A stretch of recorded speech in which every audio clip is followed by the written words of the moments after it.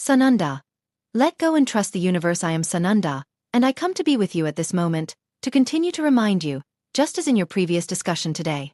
Letting go is so important in these times. Letting go is everything in these times. Letting go of attachments. Letting go of the things that hold you back. Letting go of fears. Letting go of everything you have learned during this illusion, everything that is associated with the illusion, let it go. We know it is not easy to overcome all the programming. It has been instilled in you, life after life. And certainly in this life as well, but at a certain point in this life you all began to awaken. To awaken to the possibilities, to awaken to your own creative ability and the power within you. Just as I, Yeshua, told my disciples, those who followed me, to carry nothing with them, except what they could carry on their backs. No possessions, letting go of everything and following me. Following me to destinations they didn't even know we were headed. They had no idea what awaited us. But they persevered. They let go enough to have trust, to believe. To believe in the possibilities, in the potential, and everything would work out. The universe would provide, and so it did. In every city we arrived, there we found sustenance, there we had a place to stay. Most often with friends, other times with new acquaintances. But we were always taken care of because we let go. Therefore, it is very important for all of you, in this moment you are living, in these moments of stress, of difficulty, which often lead to depression. It is time to let all of this go.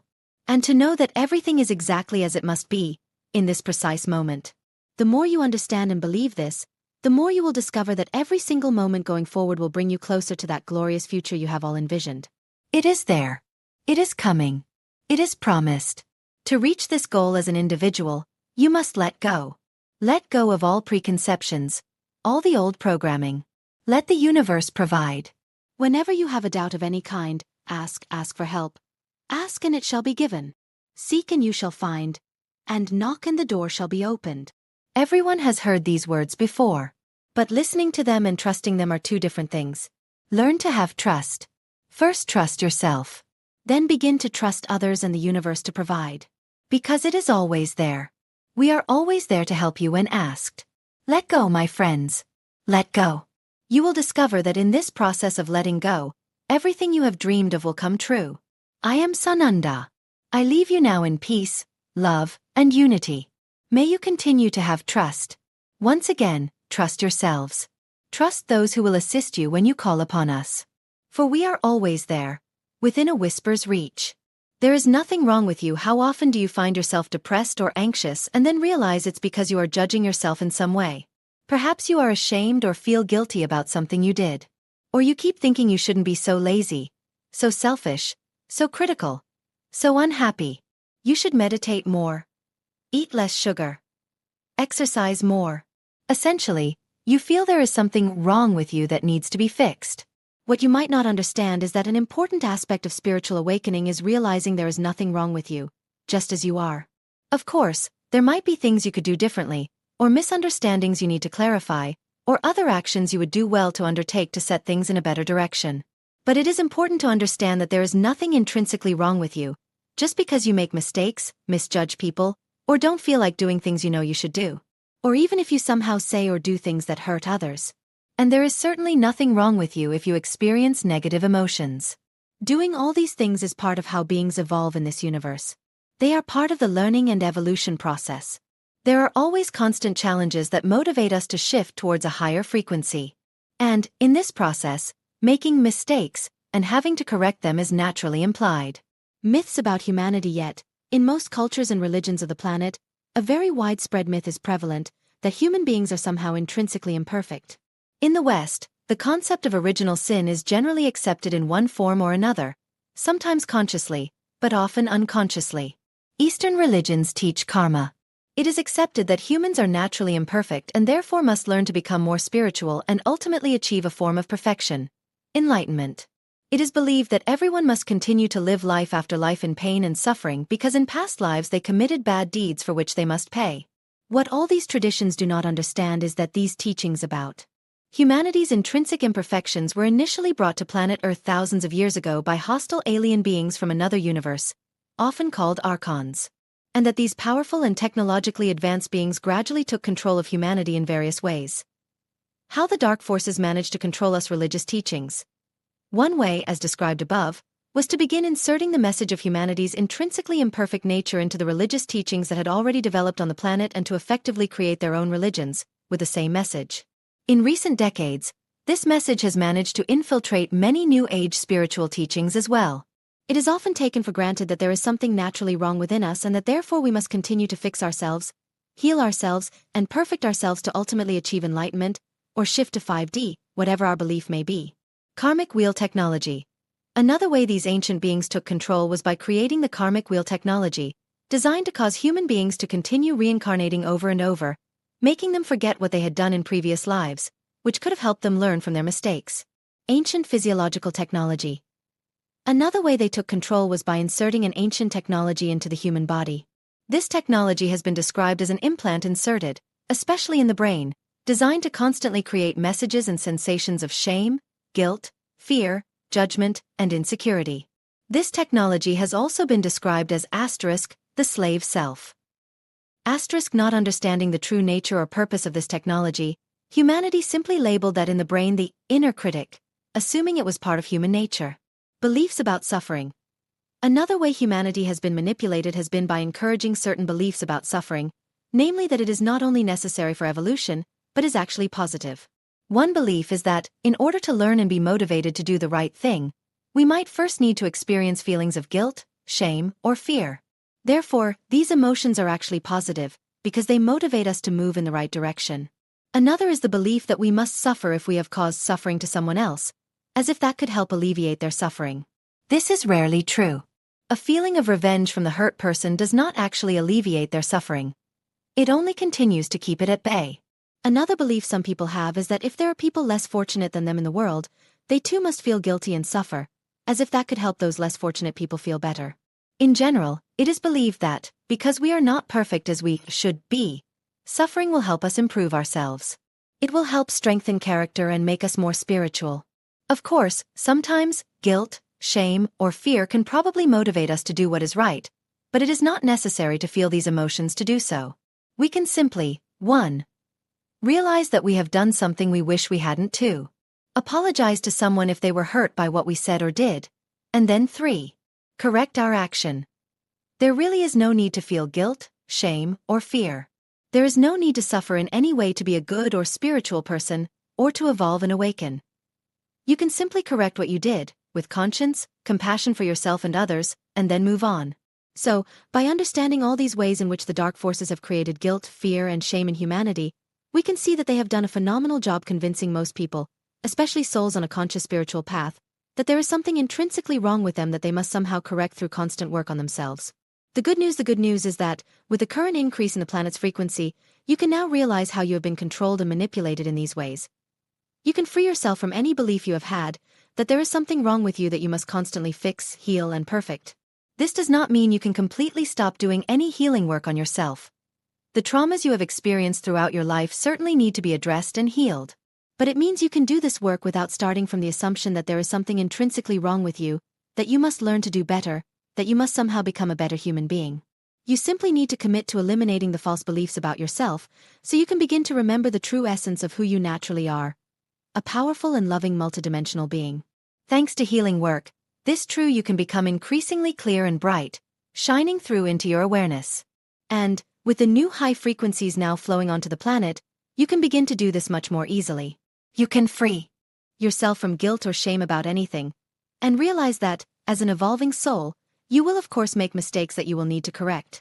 Naturally, you will take certain directions and need to retrace your steps. Sometimes when you are in pain, you will say or do offensive things to others. Again, all of this is part of the constant learning and evolution process that beings in this universe experience. It's not easy so, as you are probably discovering more and more these days, spiritual awakening is not an easy process. But hey, you are doing it. You are facing all the necessary challenges in these times of transition to get to the point where you can finally shift to 5D consciousness. Sometimes it is really hard, but remember, you can make it less difficult if you keep in mind how you have been mistreated by alien forces for thousands of years and that there is really nothing intrinsically wrong with you. After spending eons of time essentially asleep, you are finally awakening to the reality of being a beautiful, powerful, and highly evolved soul. And you will no longer allow anything or anyone to convince you otherwise. Life Tapestry Creations. Let yourself be yourself, dearest ones. You have nothing to fear, despite the recent shows in your external world.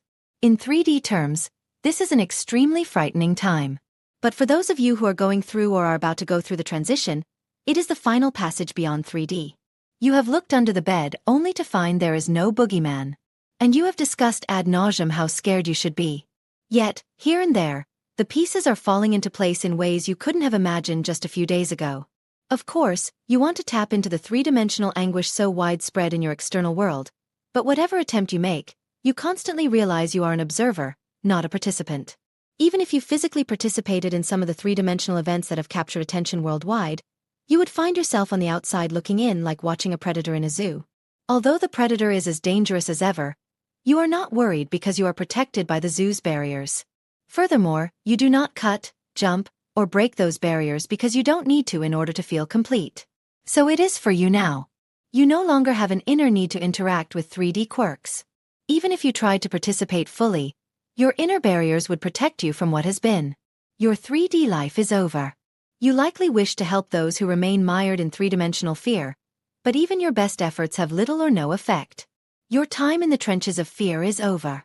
As is happening every day to more and more human beings, those who hold power in 3D will seem increasingly like cartoon characters rather than real beings capable of harming you. Perhaps you wonder what your fear factors will be in your new world.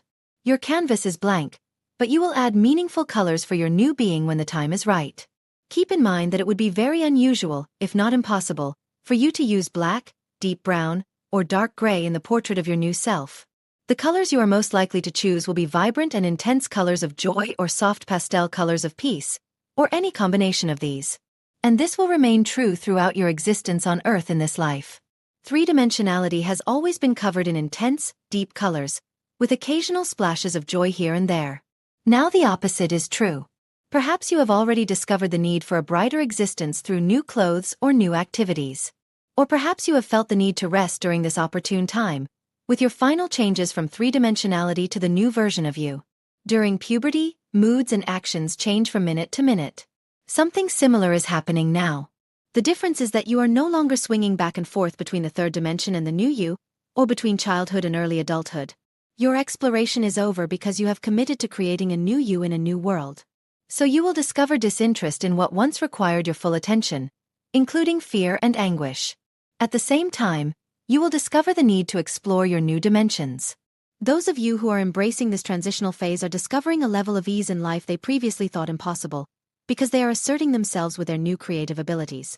It is no coincidence that an unexpected financial bill is easily paid, that you meet someone who draws you into a new world of adventures, or that one day you decide to do something for no reason other than because it feels right to you. Of course, your external world remains in disarray. The difference is that you are no longer tied to that external world. So you can explore the mess because it interests you, or you can ignore it without repercussions. Who are you? And what do you wish to explore? Perhaps you enjoy studying humanity, the various dimensions, universes, weather patterns, time travel, art, or all of the above. You have no limits because you are the creator of your life, not the media, your external leaders, your family, or your friends. You are the creator of yourself, which has many more meanings now than was true in 3D, because your life is no longer one-dimensional or limited. Let yourself go in any direction, without anyone's approval. Let yourself be yourself.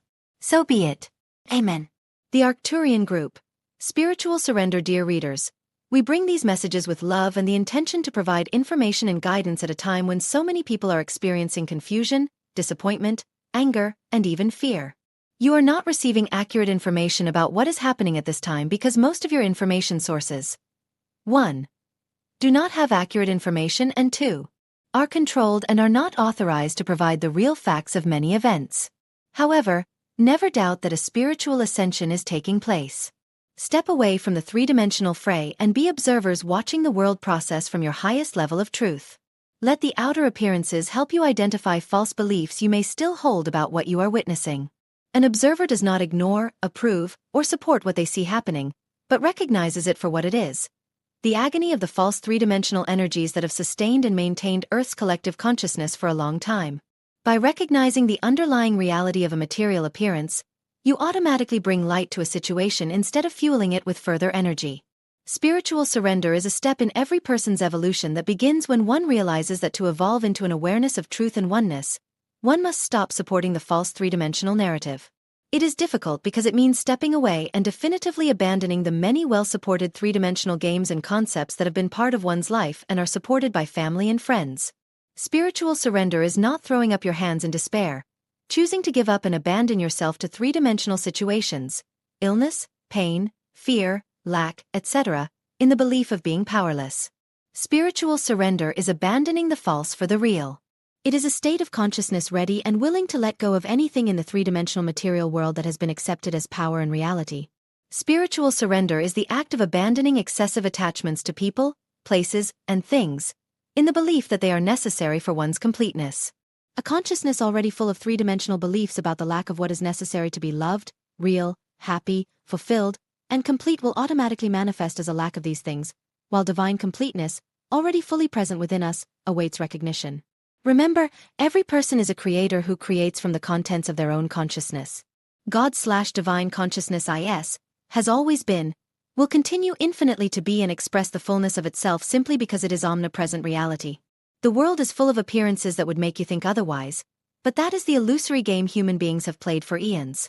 It is very easy to surrender to the tumult and personal problems and become victims of them, because that is supported by the three-dimensional belief system.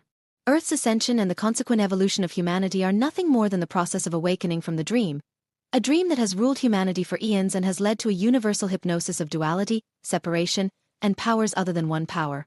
Beliefs based on separation from God, from people, and from all forms of life have been promoted, taught, and kept alive over time through the efforts of those, visible and invisible, who benefit from humanity's acceptance and its continued ignorance of its true identity. Even most of today's sincere spiritual leaders continue to teach concepts based on the idea of a God separate from man, who must somehow be reached and reasoned with through their concepts of correct prayers and ceremonies. Unfortunately, most of them are not open to deeper and higher truths because they believe they already know them. The ascension process is causing more and more individuals to lose alignment with deeply rooted concepts about God, which in turn is leading to greater receptivity to a higher truth. Abandoning a previous state of consciousness, no matter how effective it was in the past, is the path to personal and global freedom. Evolving into a state of consciousness permeated with truth and light is the true meaning of the long-predicted return of Christ. True freedom comes from having no attachments to the material world of concepts and false beliefs. This does not mean you cannot have close friends, be in a happy relationship, enjoy the beauty of nature and the sound of a child's laughter, love your pets, or own beautiful objects. As beings endowed with free will, you are entitled to your preferences and are meant to enjoy the reality of your completeness. By attachments, we refer to the common belief that a person cannot be fulfilled, happy, healthy, or even survive if they do not possess certain things in the external world. A person, people, places, things, situations, etc. Attachments exist because the three-dimensional belief system teaches that each person's good is outside of them and must somehow be attained. Personal attachments continue to be promoted as a good and normal thing through books, movies, television, friends and family, and the collective in general. Even if the sought-after thing is achieved, it will always be temporary because the material world consists of concepts of reality, and concepts have no divine law to keep them permanently in place. It is like wearing a two-sided locket, with good on one side and evil on the other. A person can strive to always keep the good side facing out, but at some point the locket will simply flip over because it is two-sided, an example of the duality of three-dimensional energy. Because there is only one, it is automatically in alignment with all its individualized expressions. On Earth, individuals appear different and separate, but the one individualized divine consciousness is always in alignment with itself as one. This is love. On Earth, there is energetic alignment with everything that functions or operates harmoniously, whether it is a relationship, a job, a friendship, entertainment, the food we eat, or even a band, and that is why there is the saying, birds of a feather flock together. To align with the higher frequencies of ascension, almost everyone is engaged in purifying stored dense energy, often reliving it as it moves. Energy usually purifies through a weak area or the path of least resistance, so if you find an old problematic area reactivating, this might be the reason. For example, a person who died of tuberculosis in several past lives might experience more frequent coughs, colds, lung problems, etc. If you currently find yourself suddenly experiencing new physical, emotional, mental, or even spiritual discord, you are probably reliving some of the energy that is currently being purified. Energy from accidents, illnesses, negative experiences, aging, attachments, vows, etc. from the past or even from this life. When or if this happens, do not think you are failing to evolve or that you are regressing spiritually. But simply remember that evolution is a process and any unpleasant side effect is temporary. Physical pains are often the remnants of past wounds, tortures, illnesses, or simply the belief and experiences of age and deterioration. Emotional ups and downs are often signs of long-accumulated intense and painful emotions, created in the past by death and agony, war, anguish, lack, intense fear of someone or something. Mental issues can be the result of a long-rooted belief system supported by a person that suddenly collapses in conflict with the higher ideas awakening within. There may be confusion, forgetfulness, and the feeling of being out of alignment with familiar religious practices and those who support them. You are purifying to align with the new and higher energies of ascension. Without resistance, abandon the remaining three-dimensional beliefs about how this should be, could be, must be, and what you must do to achieve it. Realize that everything is already complete, whole, and nothing you do can make it more complete. Over time, false beliefs of separation have become the personal and collective consciousness of Earth, but the ascension process offers infinite opportunities to leave it all behind. Surrender to oneness with Source, in the awareness that it is, has always been, and will continue infinitely to express the fullness of itself as you, if you allow it. Ascension is a free will choice. Allow the process. We are the Arcturian group.